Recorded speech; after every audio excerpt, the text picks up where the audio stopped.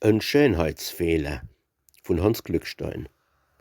Ich war ja schon als kleiner Bub zwar keiner von de Dümmsten, doch frech und batzig noch dazu, kurz einer von de Schlimmsten. Als Lauser hab ich alles vollbracht, so manches Bubenkunststück. Doch was berühmt mich hat gemacht, des war mein beses Mundstück. Ich hab als tote Micke geschluckt, bin gesprungen wie a Wissel, auf 7 Meter hab ich gespuckt als in ne Kaffeeschüssel. Beim Kuchenessen war ich satt, als erst beim 12. Buntstück, doch jeder war verdutzt und platt, hat er als kehrt, mein Mundstück. Des is jo gange grad wie geschmiert, hat geschenkt, Geld dazwischen, und hat der Gegner längst pausiert, hat meins noch lang gekriechen.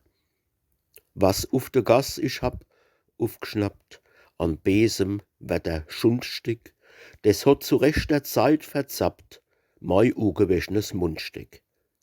Und heut, wo ich Gedichtchen mach und schnoge, Uz und Faxe, da red ich meistens als mei Sach, wie de Schnabel mir gewachse. Und mancher secht, mein Wetterschatz, des wär a wahres Fundstück.